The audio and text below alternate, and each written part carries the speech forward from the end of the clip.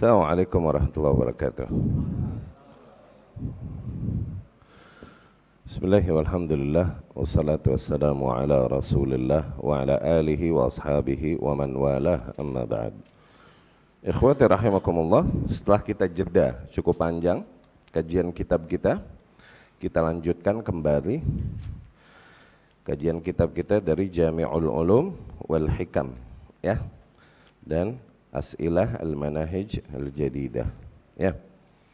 Terakhir pembahasan kita masih di hadis yang kedua dari hadis Alkitab, ya, yaitu hadis yang dikenal dengan nama hadis Jibril alaihis salam, ya.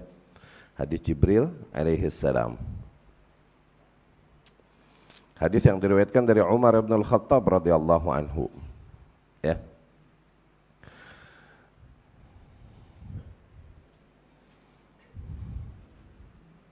Ya.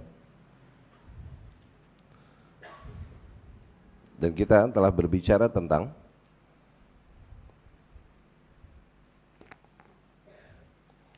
makna Islam, iman dan ihsan, ya.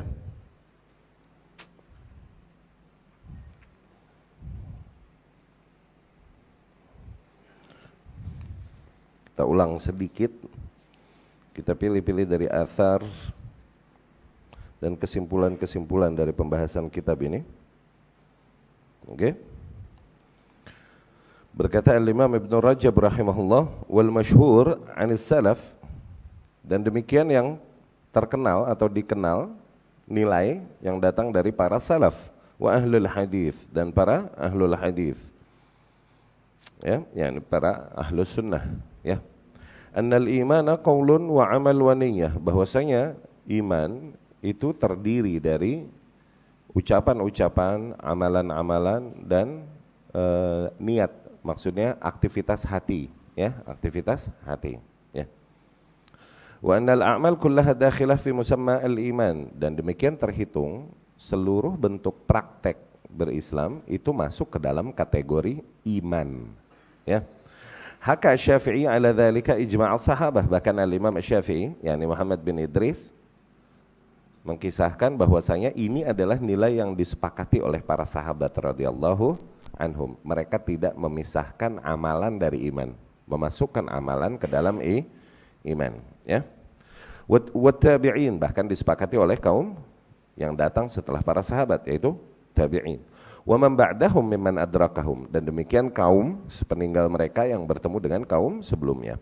Wa anqara as-salaf ala man akhrajal a'mala minal iman inkaran syadidan. Bahkan para salaf berkeras dalam mengingkari mereka, yakni kelompok yang mengeluarkan amalan dari kategori iman, ya. Mereka berkata iman hanya sebatas apa yang diyakini saja, dipercayai saja, tidak mencakup apa yang dipraktekkan dan diamalkan, ya. Demikian memang triknya di situ. Karena iman memang secara bahasa, iman secara bahasa artinya percaya. Percaya nih kaitannya memang dengan keyakinan hati aja, ya. Belum tentu dengan praktek fisik secara bahasa, dari situ Allah berfirman, perkataan saudara-saudaranya Yusuf alaihi salam kepada ayahnya Yakub alaihi salam, "Wa ma anta bimu'minin lana walau kunna shadiqin." Dan sungguh kau takkan beriman kepada kami kalaupun kami jujur. Yani mereka datang sore-sore membawa bajunya Yusuf alaihi salam yang bersimbah darah, katanya Yusuf diserang sama serigala, begitu. Mereka menceritakan itu dan kemudian berkata kepada Yakub alaihi salam. Itu kan drama yang mereka buat, ya.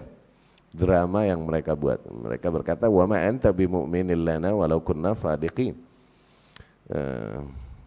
Sungguh kau tak beriman kepada kami kalaupun kami telah berkata jujur, ya.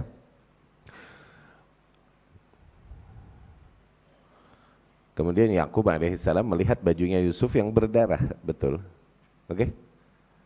Tapi bajunya nggak robek, berdarah tapi nggak robek. Kata Yakub alaihissalam, "Ma arhamadzib." Betapa serigala yang baik. Baik bener nih serigala, begitu maksudnya. Ya.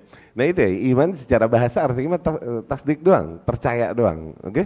Dan itu kaitannya memang dengan keyakinan hati. Tapi iman di dalam istilah syariat, ya, iman di dalam nas-nas syariat tidak hanya terbatas pada kepercayaan saja. Iman mencakup juga, yakni terdiri dari variabel-variabel tersebut. Apapun yang diyakini hati, kemudian diucapkan lidah, dan juga dipraktekkan oleh fisik. Ya, yakni praktek fisik, ucapan lidah, nggak boleh dipisahkan dari keimanan. Nah, sebagian kaum muncul memisahkan hal tersebut dari keimanan. Nah, para salaf mengingkari mereka dengan keras. Mereka berkeras di dalam mengingkari kaum tersebut. Ini yang dikenal dengan nama kaum irja, itu murji'ah. Ya. وممن أنكر ذلك على قائله وجعله قولا محدثا سعيد بن جبير وميمون بن مهران وقتادة وأيوب السختياني والنخعي والزهري وإبراهيم ويحيى بن أبي كثير وغيرهم. Di antara para salaf yang terkenal dalam pengingkarannya terhadap kaum yang memisahkan amalan dari iman tersebut, ya, adalah diantaranya Sa'id bin Jubair rahimahullah, Maimun bin Mihran rahimahullah, Qatadah, Ayyub, Sikhtiyani, wan Nakh'i, Zuhri, Ibrahim, Yahya bin Abi Katsir dan lain-lain rahimahumullah. Wa qala Ats-Tsauri, dan Ats-Tsauri berkata, yakni Sufyan. Ya, Ats-Tsauri, imam mana? Sufyan Tsauri. Ahli Kufah, barakallahu fiik. Imam Ahlul Kufah. Huwa ra'yun muhdath adrakna an-nas ala ghairihi.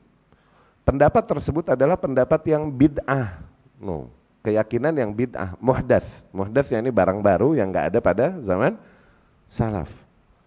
Pendapat bahwa iman itu terpisahkan, amalan itu terpisahkan daripada iman, itu pendapat bid'ah. Kami bertemu dengan para manusia, yakni generasi-generasi sebelum kami yang lebih dekat kepada Rasul sallallahu alaihi wasallam, tidak meyakini demikian. Adrakna nas ala ghairihi, begitu. Ya. Al-Imam Al-Auza'i rahimahullah berkata, "Kana man madha min as-salaf la yufarriqun bainal amal wal iman." Kaum terdahulu dari golongan salaf, sungguh mereka tidak memisahkan antara amalan dengan keimanan. Wal imanu, dan iman, mereka tidak memisahkan antara amalan dengan keimanan. Wa kataba Umar bin Abdul Aziz ila ahli al-amsar. Demikian juga Umar bin Abdul Aziz rahimahullah, dia menuliskan suratnya kepada para penduduk negeri. Amma ba'du, beliau berkata rahimahullah, fa innal iman faraid wa syara'i'. Sesungguhnya iman ini banyak bentuk fardu dan banyak bentuk syariat ini, ya. Yani keimanan ini adalah dalam bentuk apa-apa yang Allah Subhanahu wa taala syariatkan di dalam agamanya ini. Faman istakmalaha istakmalal iman. Barang siapa yang menyempurnakannya, yakni bentuk agama ini banyak nilai-nilai syariat yang Allah atur di dalam agamanya. Barang siapa yang mereka memenuhi nilai-nilai syariat tersebut, yakni mengerjakan nilai-nilai sebagaimana Allah atur di dalam agamanya tersebut dengan baik dia, maka dia telah menyempurnakan keimanannya. Wa man lam yastakmilha, dan barang siapa yang tidak mengerjakan nilai-nilai syariat tersebut dengan sempurna, yakni banyak meninggalkan bentuk-bentuk nilai-nilai syariat, lam yastakmil al-iman. Dengan itu dia terhitung tidak menyempurnakan keimanannya. Ya, demikian disebutkan Al-Imam Bukhari rahimahullah di dalam sahihnya. Ya. Jadi sekali lagi, Ahlus Sunnah menyepakati bahwasanya iman qaulun wa amal, ucapan dan amalan. Oke?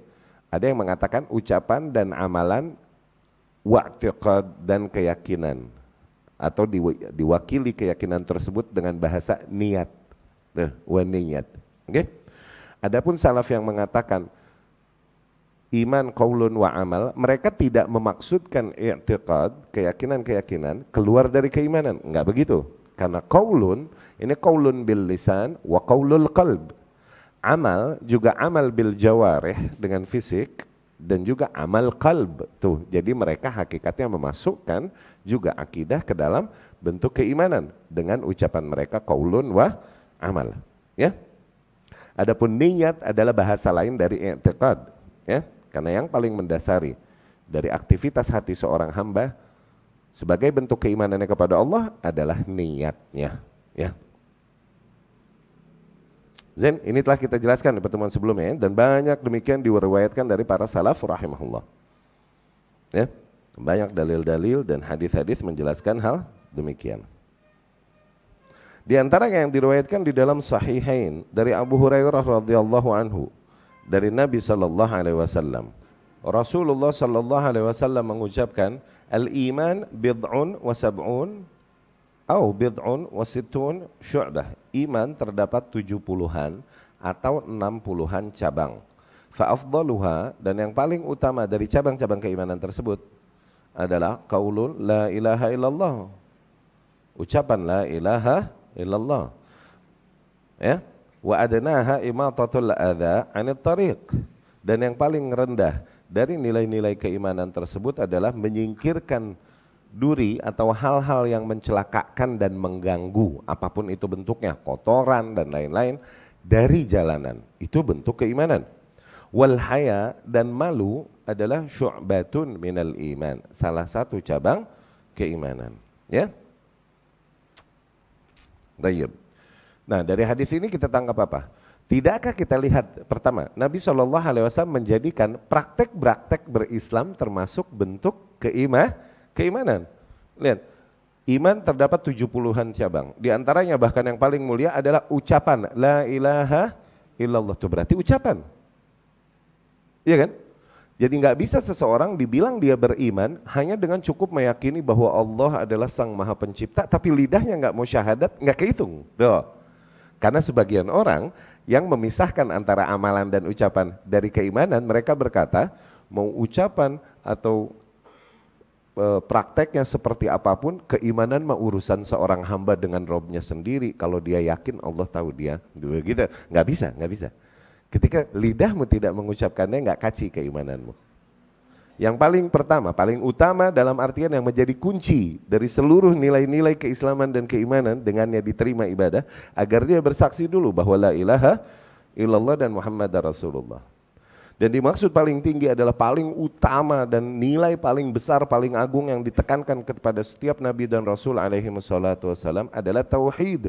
La ilaha illallah. Jadi hakikatnya bukan hanya ucapan, tapi keyakinan hati dan penerapan di dalam kehidupan dari nilai tauhid tersebut. Itu bentuk nilai keimanan yang paling utama. Ya, jadi nggak bisa. Dan paling rendah menyingkirkan duri dari jalan. Lihat betapa menyingkirkan duri atau hal-hal yang mengganggu dari jalanan, belingkah, pakukah, kotoran hewankah dari jalan. Oke? Itu kan sifatnya praktek, ya, amalan fisik. Iya kan? Tapi Rasul menjadikan itu diantara bentuk keimanan, bentuk keyakinan hati. Tuh. Berarti amalan nggak bisa terpisahkan dari keimanan. Rasul sendiri yang bilang sallallahu alaihi wasallam. Ya. Dan malu adalah salah satu cabang keimanan. Tuh, malu bukan malu-maluin jal. Malu-maluin beda sama malu. Ya. Nah, dari hadis ini juga dapat kita tangkap bahwa memang syariat terbagi antara perkara-perkara yang sifatnya lebih utama dengan hal-hal yang sifatnya utama. Paham nggak? Sebagian orang mengingkari para ahlus sunnah ketika mereka menekankan perkara usul, dan kemudian tidak setekan itu ketika dalam perkara adab. Ahlus sunnah itu begitu. Ini kaum, kalau kata Syekh Adil kemarin, kaum akhlaqiyun. Akhirnya mereka menyikat ahlus sunnah dari sisi akhlak. Dibilang suka salah-salahin orang, suka bid'ah-bid'ahin orang. Nih, lihat, nyikatnya dari sisi akhlak, dari sisi manner. Tuh. Lihat sikap para ahli bid'ah. Apapun yang mereka coba serang kepada seorang ahlus sunnah, nggak bakalan mereka menumpukan selah dari perkara manhaj. Yang mereka serang dari sisi situnya, adab, manner, ijtihadiyah, masa lalu, atau emang fitnah total yang dibuat-buat atasnya. Itu yang dilakukan oleh musuh-musuh sunnah kepada ahlus sunnah. Cari, ada nggak poin usul atau manhaj yang mereka bisa kritikkan kepada seorang ahlus sunnah? Ada nggak? dari ribuan dan jutaan komentarnya terdapat terhadap seorang ahlu sunnah gitu, serangannya, ada nggak yang nyerang manhajnya? Nggak ada. Kenapa? Demikian seorang ahlu sunnah, mereka tahu bagaimana beragama. Bukan kita meremehkan nilai-nilai yang lain, bukan. Cuman menempatkan tiap hal pada tempatnya. Apalagi menempatkan perkara-perkara akhlak lebih utama daripada perkara-perkara akidah. Ini kekeliruan luar biasa. Ini yang ada pada kaum sufi. Iya gak? Yang penting akhlak yang baik, yang manis. Mau syirik nyungsep di kuburan gak apa-apa. Itu sufi. Ya, tidakkah kita lihat di dalam skema yang Rasul bikin tentang level-level keimanan. Yang paling utama apa tadi Rasul bilang?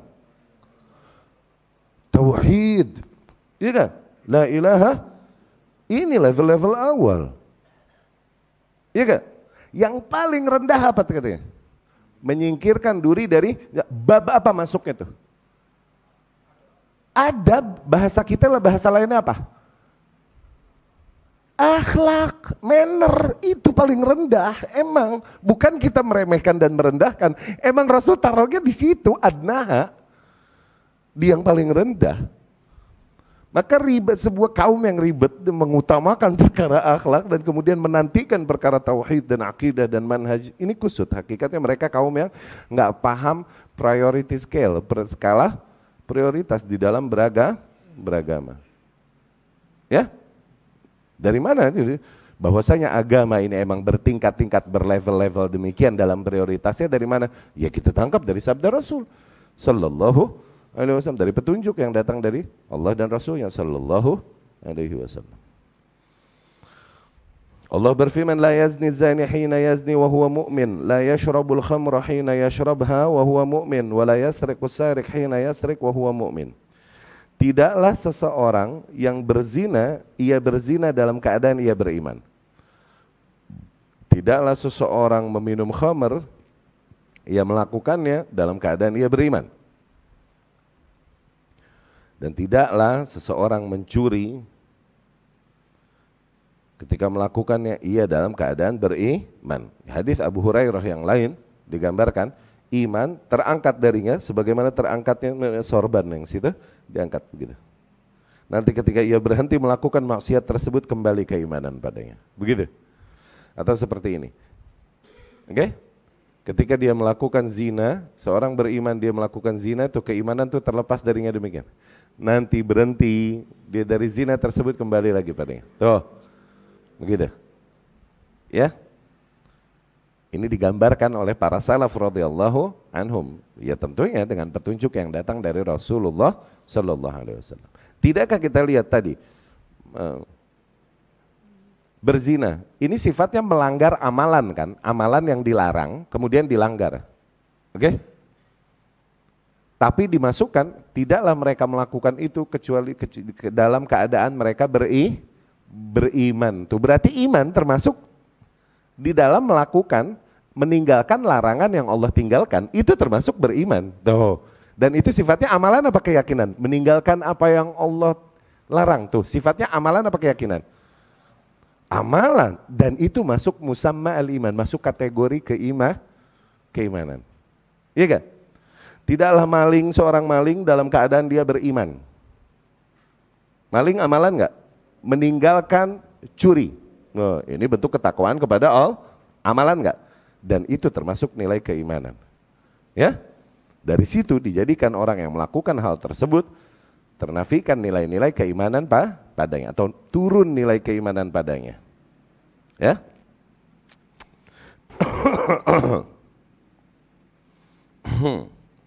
Wa amma wajhul jam'i baina hadhihi an-nusus wa bain hadith su'al Jibril alaihi salam 'anil Islam wal iman wa tafriq an-nabi sallallahu alaihi wasallam bainahuma wa idkhaluhu ala a'mal fi musamma al-Islam dun al-iman fa innahu yartadih bi taqrir asal wa huwa anna min al-asma ma yakun shamilan li musammayat mutaaddidah 'inda ifradihi wa itlaqihi fa idza qurina dhalika al-ismu bi ghairihi sara dalan ala ba'di tilkal musammayat wal ism al maqrun bihi dalun ala baqiha wa hadha kasmil faqiri wal miskin. Adapun bagaimana kita mempertemukan hadis ini, hadis Jibril ini alaihi salam, di mana seolah-olah Nabi membedakan antara keislaman dengan keimanan. Ketika Jibril bertanya kepada Nabi alaihi salam, akhbirni anil Islam, katakan padaku apa itu Islam. Al-Islam an tashhada an la ilaha illallah wa anna Muhammadar Rasulullah wa tuqimus shalah wa tu'tuz zakah wa tasuma Ramadan wa tahijjal baita in istata'ta ilaihi sabila.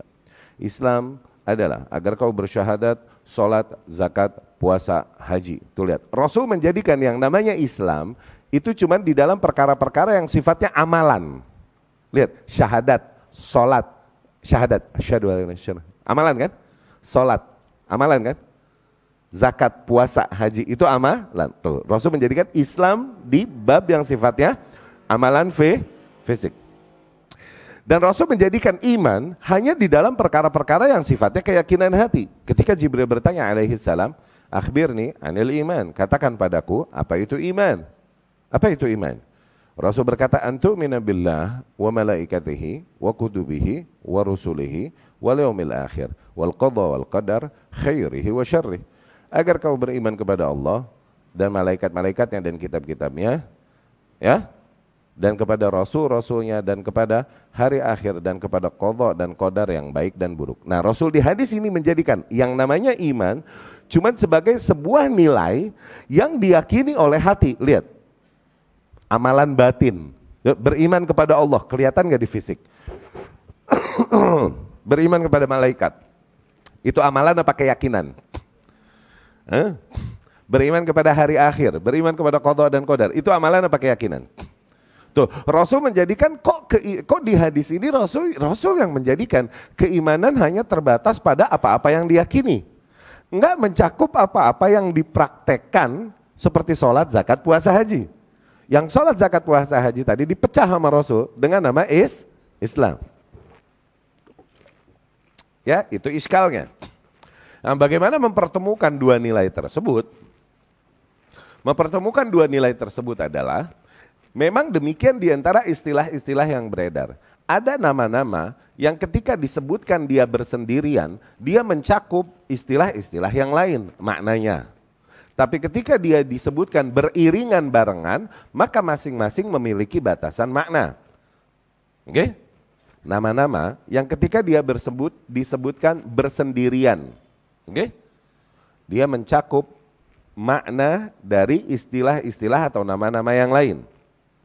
Oke? Adapun ketika istilah-istilah atau nama-nama tersebut disebutkan barengan, maka masing-masing memiliki arah dan batasan makna masing-masing. Demikian. Contohnya kasus nama fakir dan miskin. No. Ketika dibilang fakir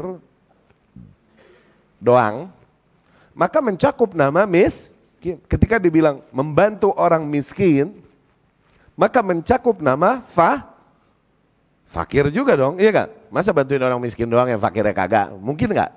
Hah? Tapi ketika dibarengin, tuh lihat, jadi fakir ketika disebut sendirian mencakup miskin. Miskin ketika disebutkan mencakup fakir. Tapi ketika dibarengin disebut fakir dan miskin. No. Masing-masing ada batasan nama maknanya yang tidak tercakup oleh yang lain.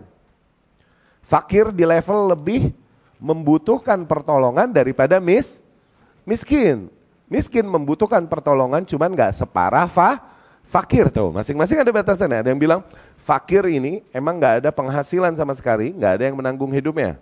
Miskin ada penghasilan cuman kurang. Tuh. Ada yang bilang begitu, menerjemahkan fakir dan miskin. Demikian Islam dan iman. Ketika disebut bersendirian, maka mencakup makna yang lain. Tapi ketika disebutin barengan, maka masing-masing memiliki arah makna masing-masing. Islam dan iman. Ketika disebut Islam aja, maka mencakup juga termasuk nilai keislaman adalah hal-hal yang sifatnya keyakinan. Beriman kepada Allah, beriman kepada hari akhir, beriman kepada kitab-kitab, itu masuk ajaran Islam. Masuk di dalam nilai-nilai yang diajarkan Islam. Oke? Demikian juga ketika disebut keimanan tersendiri saja. Oke? Maka mencakup praktek-praktek praktek-praktek berislam seperti syahadat, salat, zakat itu termasuk keimanan. Allah sendiri berfirman, "Wa ma kana Allahu liyudhi'a imanahum." Sungguh Allah tidak akan menyia-nyiakan, menghapus nilai pahala iman mereka. Allah mengatakan hal tersebut ketika apa? Ketika salat tadi ngadep Masjidil Aqsa, Jal, ya kan? Terus berbalik jadi ngadep Masjidil Haram. Di antara hal yang dikhawatirkan, sholat kita dulu waktu ngadep Masjidil Aqsa, pahalanya kemana dong? Begitu. Di antara yang dikhawatirkan dulu, apakah yang dulu nggak kehitung nih jadi pahala? Nah Allah berfirman, sungguh Allah tidak akan menghilangkan keimanan mereka. Tuh, artinya apa? Allah tidak akan menghilangkan sholat mereka yang dulu. Nah, Allah menamai sholat dengan nama iman, padahal sholat sifatnya keyakinan atau praktek fisik? Praktek fisik dong. Berarti iman ketika disebutkan bersendirian itu mencakup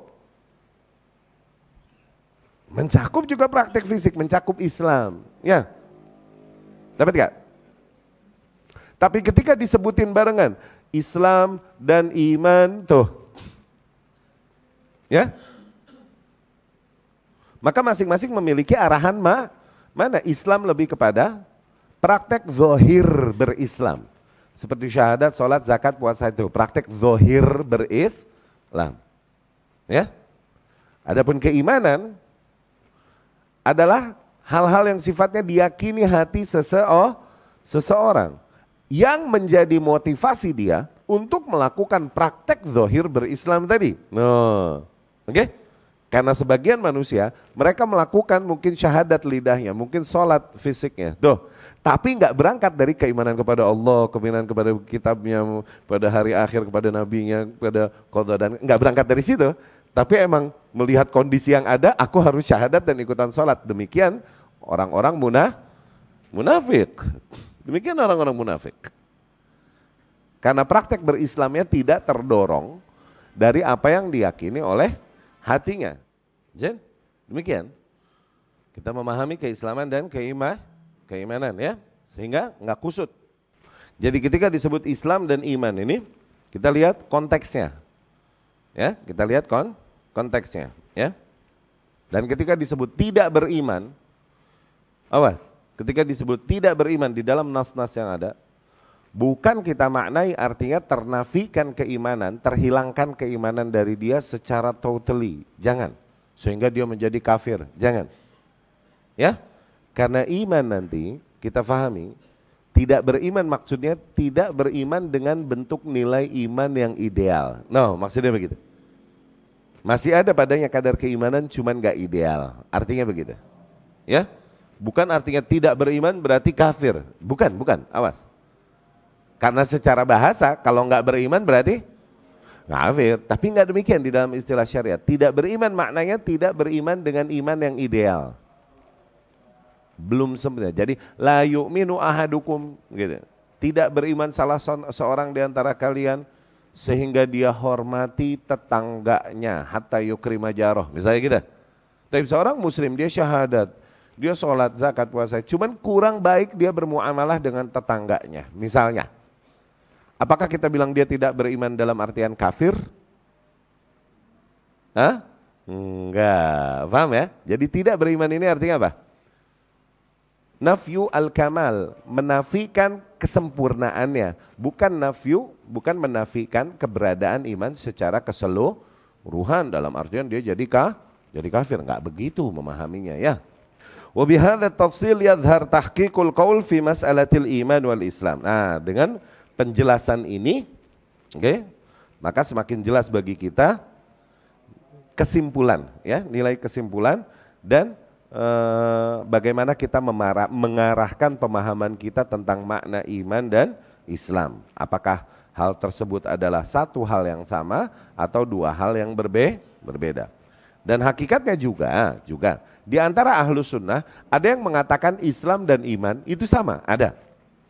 Islam dan iman itu sama. Dalam artian ini cuma dua mufradat atau dua vocab yang memiliki makna yang sama. Di antaranya ada yang demikian. Ya. Faminhum man yadda'i anna jumhur ahli sunnah ala annahuma syai' wahid. Tuh, Di antara mereka ada yang bilang bahwasanya para ahlu sunnah nih meyakini bahwasanya Islam dan iman tuh sama aja, satu hal yang sama kok, begitu. Di antaranya nih yang berkata demikian Muhammad bin Nasr al-Marwazi, Ibnu Abdul Bar, dan kemudian juga diriwayatkan ucapan ini dari Sufyan ats-Tsauri dari riwayatnya Ayyub bin Suwaid ar-Ramali, ya, tapi dia adalah seorang yang dhaif, ya, Ayyubnya ini dhaif. Ya, ini di antara ahlu sunnah ada yang berkesimpulan demikian bahwa iman dan Islam adalah satu hal, ada, betul, ya. Tapi apakah mereka kemudian memisahkan amalan dengan nilai keimanan? Tidak demikian, ya. Dan ada yang memecah antara keislaman keimanan, yakni membedakan antara nilai keimanan dan makna keislaman dan keimanan. Seperti Abu Bakar As-Sam'ani rahimahullah, dan beliau rahimahullah menukil perbedaan ini, yakni menukil kesimpulan yang membedakan antara makna keimanan dengan keislaman dari banyak salaf, seperti dari Qatadah rahimahullah, dari Dawud bin Abi Hind, dari Abu Ja'far al-Baqir, dari Az-Zuhri, dari Hamad bin Zaid, dari Ibn Mahdi, dari Syuraik, dari Ibn Abi Dhib, dari Ahmad bin Hanbal, dari Abu Khaythamah, dari Yahya bin Ma'in, dan lain-lain rahimahumullah, ya. Wa bihadza tafsil alladhi dzakarnah yazul al-ikhtilaf fa yuqal idza ufrid kullun minal ismi minal islami wal imani bidzikri fala farqa bainahuma hina idzin. Dan dengan penjelasan kita tadi yang kita telah tekankan, maka hilanglah buram dan kusutnya tersebut. Oke? Maka kita simpulkan bahwa apabila Islam dan iman, Islam atau iman disebutkan bersendiri saja, maka enggak ada beda antara Islam dan iman. Oke? Dia seorang muslim, yakni dia seorang mukmin. Ya. Ketika disebutkan bersendiri, maka tidak ada bedanya antara Islam dan iman. Ya.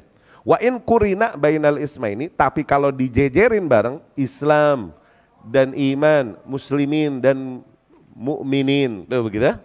Oke? Bainahuma faraq, maka dapat difahami bahwasanya ada pembeda di antara makna Islam dan iman tersebut. At-tahqiqu fil farqi bainahuma annal iman huwa tasdiqul qalbi wa iqrarna. Ini telah kita jelaskan, alhamdulillah, ya. Adapun ihsan, ihsan. Hadza mabniyun ala anna tasdiq al-qa'im bil qulub yatafadhal. Nas-nas yang ada ini menunjukkan bahwasanya nilai atau level keyakinan yang ada pada diri seorang hamba itu levelnya berbeda-beda satu sama lain, ya. Ini yang akan kita jelaskan. Kita dengarkan dulu adzan. Aqulu qouli hadza wa astaghfirullah li wa lakum.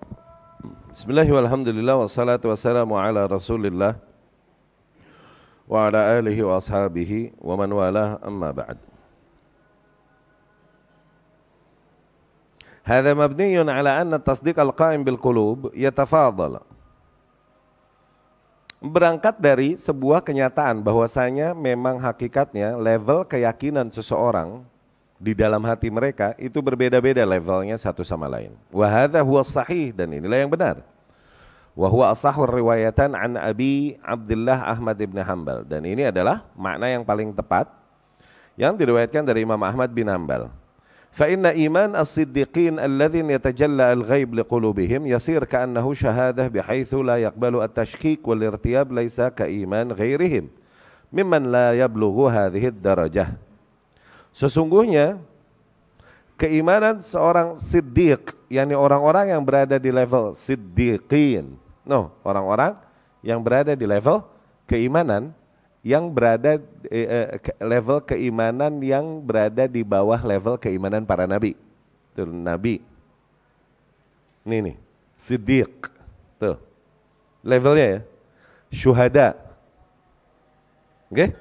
Saleh. Ya. Nah, orang-orang yang berada di level keimanan siddiqin itu, oke? Yang dimana dengan hati mereka tersebut, dengan keimanan dengan hati mereka tersebut akhirnya terbentuklah seolah-olah mereka melihat sesuatu yang tidak dapat dilihat umumnya para orang-orang yang beriman. sehingga tidak bisa lagi digoyang dan diragukan lagi keimanannya. Maka ketika ditafsir apa itu ihsan?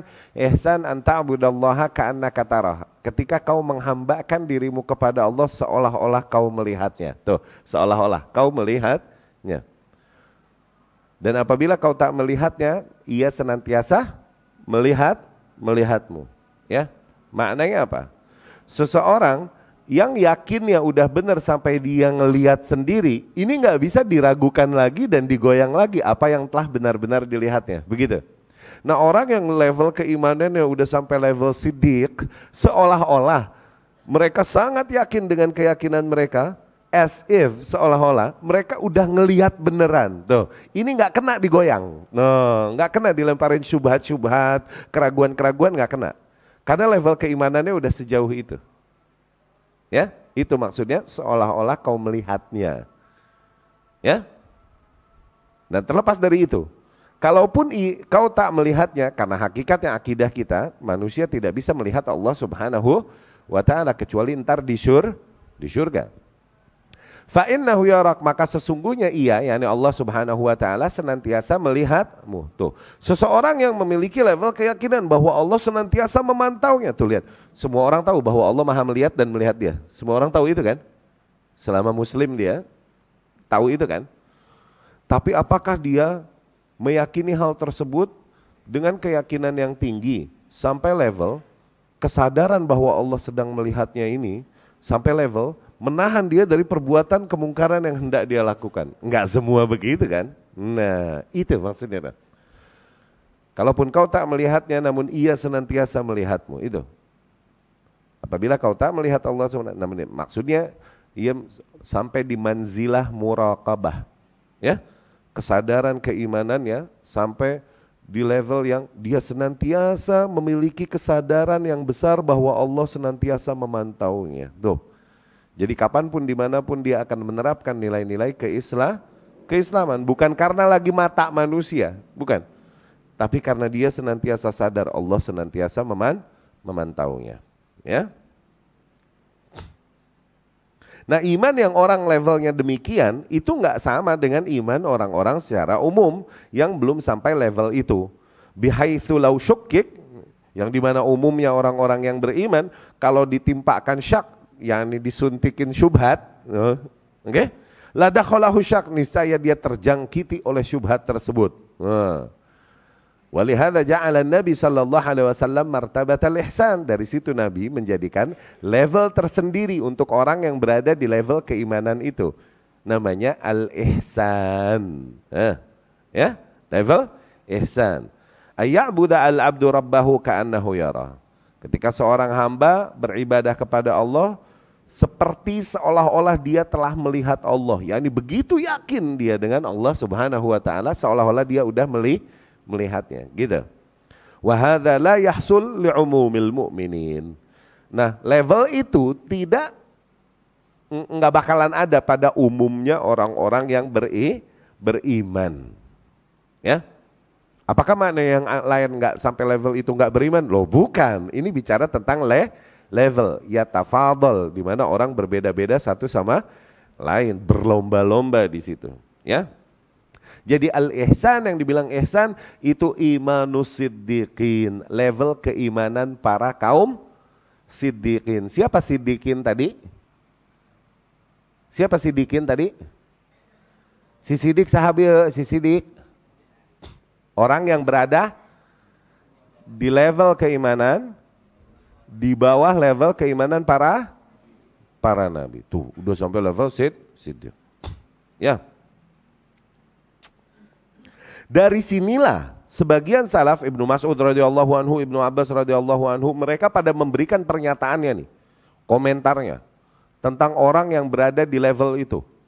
Contoh konkretnya adalah Abu Bakar radhiyallahu anhu. Mereka berkata, "Masabaqakum Abu Bakar radhiyallahu anhu bi kathrah shaum wala salah walakin bi syai'in waqar fi sadri." Tuh, Abu Bakar itu tidak mengalahkan para sahabat yang lain dengan lebih banyak puasanya, lebih banyak sholatnya, atau lebih banyak sodakohnya. Enggak, bukan karena itu Abu Bakar ngalahin sahabat-sahabat yang lain. Faham enggak Abu Bakar ngalahin yang lain maksudnya apa? yakni manusia paling mulia abis Nabi, itu udah dogmatif dari Allah, itu harus Abu Bakar. Ente bilang ada yang lain lebih mulia daripada Abu Bakar, sesat ente, itu usul. Oke? Dogmatif, tauqifi. Zen? Abis para Nabi dan Rasul, siapa? Abu Bakar, bukan hanya abis Rasulullah SAW nih, abis para Nabi dan Rasul, abis Isa alaihissalam siapa? Hawariyun dulu, apa Abu Bakar dulu levelnya? Abu Bakar dulu. Nggak ada yang ngalahin Abu Bakar. Oke? Nah Ibnu Mas'ud bilang, tidaklah Abu Bakar mengalahkan sahabat-sahabat yang lain, ngalahin apa ya?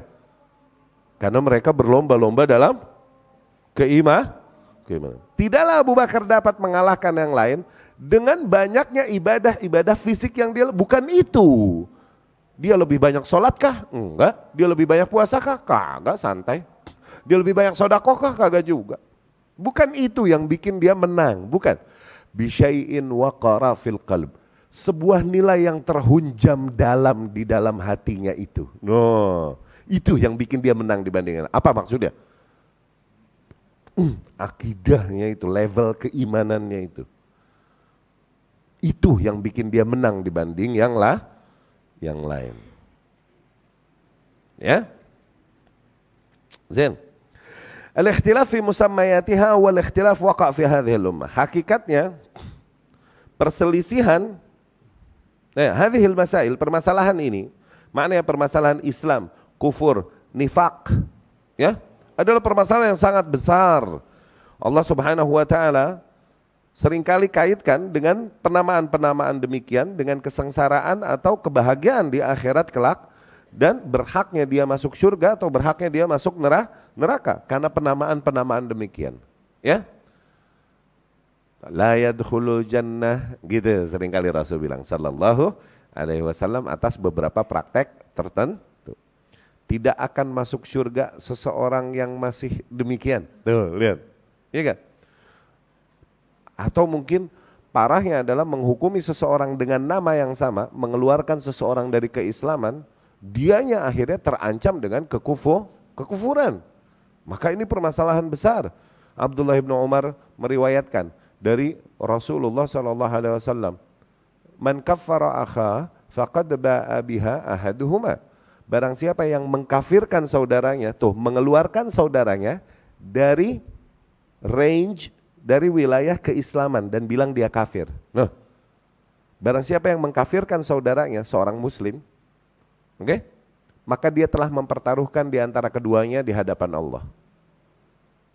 Oke, maknanya kalau benar ternyata ini ya diterima.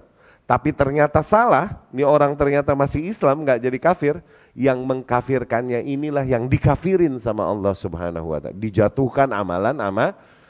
Tentunya dilihat niatnya nanti. Coba berangkat dari hawa nafsu atau berangkat dari ilmu atau berangkat dari ijtihad, nah itu kan dilihat nanti, ya. Maka ini permasalahan yang nggak remeh, permasalahan besar hakikatnya. Dalam penamaan muslim, mukmin, kafir, munafik, itu permasalahan besar di dalam Islam, ya. Perselisihan di dalam penamaan demikian adalah awal perselisihan waqa' fi hadhil ummah.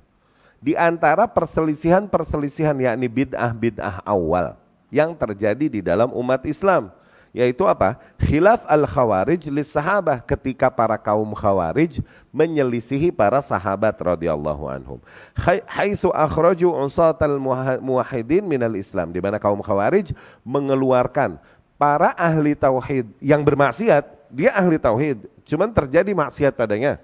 Mereka mengeluarkan para ahli tauhid tersebut dari keislaman, yakni dikafirkan karena maksiat. Ya. Bil kulliyah secara keseluruhan. Wa adkhaluhum fi dairatil kufr. Kaum khawarij memasukkan kaum muslimin yang melakukan maksiat demikian ke dalam daerah kekafiran, wa amaluhum muamalatal kuffar. Dan kaum khawarij memperlakukan mereka dengan sebagaimana memperlakukan orang-orang kafir. Istahallu bidzalika dima'al muslimin wa amwalahum. Dengan itu mereka menghalalkan darah dan harta kaum muslimin. Tsumma hadatsa ba'dahum, setelah khawarij ini barulah muncul penyelisihan sahabat satu lagi, yakni bid'ah berikutnya, yaitu apa? Khilaf bil manzilah, yaitu tentang perkara manzilah. Nah, ini Mu'tazilah. Ya, yang malu-malu nih. Oke. Wa qauluhum bil manzilah bainal manzilatain. Seperti mereka yang berkata tentang adanya satu posisi di antara dua posisi. Ya. Setelah Khawarij, mereka menghukumi kaum muslimin yang berbuat maksiat, dikafirkan, dikeluarkan dari Islam secara keseluruhan, kafir berarti, gitu. Oke? Kesini-sininya muncul lagi bid'ah baru. Kaum yang nggak mau bilang kafir mereka, gitu. Tapi nggak mau juga bilang, ini mereka nih yang bermaksiat, muslim bermaksiat, muslim atau mukmin, nggak mau. Mereka mukmin bukan? Bukan. Kafir bukan? Bukan juga, katanya begitu. Lah terus mereka apaan? Nah, mereka bikin ide baru, idea baru, bid'ah baru. Manzilah bainal manzilatain. Satu posisi di antara dua posisi. Posisi di antara Islam dan kufur, di antara muslim dan kafir. Dikata muslim kagak, dikata kafir kagak. Tuh, manzilah bainal manzilatain. Ya? Kenapa? Karena terus berpaling dari petunjuk yang datang dibawakan oleh para salafus saleh. Ya? Mulai itu muncul bid'ah itu, bid'ah apa itu? Jahmiyah, Mu'tazilah. Ya? Jahmiyah, Mu'tazilah tuh bawa manzilah bainal manzilatain. Iya gak? Tsumma hadath khilaf al-murji'ah. Tuh muncul lagi bid'ah baru lagi, Murji'ah. Wah, ini beda lagi. Mereka mengeluarkan yang namanya amalan-amalan, mereka mengeluarkan itu dari makna keimanan. Jadi seseorang yang tidak mengamalkan amalan-amalan Islam sama sekali, dia nggak sholat, dia nggak zakat, dia nggak puasa, dia nggak haji, oke? Dia bilang masih muslim dan mukmin. Kenapa? Karena keimanan hakikatnya di dalam hati, bukan amalan. Tuh, dengan itu mereka menyamakan antara keimanannya seburuk-buruknya seorang muslim dengan keimanannya Abu Bakar dan Umar, tuh sama menurut mereka, selevel. Karena iman mah hanya sesuatu yang berada. Dengan itu akhirnya mereka menghukumi mukmin atau muslimnya seorang Fir'aun. Karena hakikatnya Fir'aun beriman dan berkata amantu bi Rabbi Musa, aku beriman kepada Rabbnya Musa. Waktu mau tenggelam Fir'aun berarti beriman. Iya kan? Ini bid'ah baru lagi namanya bid'ah Murji'ah. Tuh. Innal fasik mu'min kamilal iman. Mereka berkata bahwa seorang fasik adalah seorang yang beriman dengan keimanan yang sempurna. Ya. Dan para ulama baik yang terdahulu ataupun yang terkini telah banyak menyusun dan menulis dalam permasalahan demikian, ya. Di antaranya Imam Ahmad Abu Abdul Qasim Ibnu Salam, kemudian Abu Bakar Ibnu Abi Syaibah, kemudian Muhammad bin Aslam At-Tusi, ya, dan banyak lagi susunan dan tulisan para ulama salaf menjelaskan hal demikian. Para ahlus sunnah yang mengikuti para salafus saleh. Kita mengatakan iman qaulun wa amal wa i'tiqad, mencakup ucapan, amalan dan mencakup makna itu semua. Oke? Dan iman ini sifatnya yazid wa yanqus, naik dan turun. Kita enggak mengeluarkan amalan dari keimanan. Berarti seseorang sebagaimana kita hukumi dia beriman dengan keyakinannya, kita hukumi dia bisa jadi dia beriman dengan amalannya. Sebagaimana juga seseorang kita bisa hukumi dibilang beriman ini dengan ucapan, amalan dan keyakinan, maka kekufuran, kekafiran, pembatal keislaman bisa juga terjadi. Entah dengan ucapan, entah dengan amalan, entah dengan keyakinan, bisa terjadi. Ketika fisiknya, lidahnya mengatakan hal-hal yang membatalkan keislaman, kita katakan batal Islamnya. Kalaupun hatinya masih beriman, maka kita bilang dia keluar dari Islam. Bisa jadi demikian. Ini ahlus sunnah. Dan iman yazdad wa yanqus. Oke? Ini naik dan turun. Naik dan turun maknanya adalah seorang mukmin keimanannya ketika dia naik luar biasa, maka akan terjadi banyak nilai-nilai kebaikan padanya dan amal saleh. Dan ketika turun dan terjadi banyak maksiat, itu kita bilang imannya lagi turun, tidak hilang. No, imannya lagi turun, tapi dia masuk dari iman ke dalam daerah yang lebih luas daripada keimanan, yaitu apa? Islam. Ya, keimanan lebih kepada Kalau dibilang mukmin doang, lebih kepada orang dengan level keimanan yang baik. Nah, kalau muslim baru menampakkan zahirnya keislaman. Ya? Dapat difahami itu ya? Kita bilang yang kayak gini, muslim yang melakukan dosa-dosa fasik milli. Fasik milli. Ya? Dia seorang fasik milli. Maknanya apa? Kita bilang dia fasik. Maknanya kita nggak bilang dia beriman sebagaimana yang dikatakan orang murjiah. Berarti dia mukmin. Nggak. Ini namanya level fasik, bukan mukmin. Oke? Tapi nggak kita bilang dia keluar dari Islam. Maka kita bilang milli, masih di dalam millah. No, istilah itu. Fasik milli. Dengan kata fasik kita membantah keyakinan kelompok murjiah yang berkata dia berada di level keimanan juga sama kayak Abu Bakar, Umar dan lain-lain. Enggak. Dia enggak mukmin, dia fasik. Dengan kata-kata milli, yakni masih berada di dalam millah agama Islam. Dengan ini kita membantah Khawarij yang mengeluarkan mereka dari keislaman secara total hanya karena maksiat yang mereka lakukan. Tayyib, semoga dapat difahami materi ini.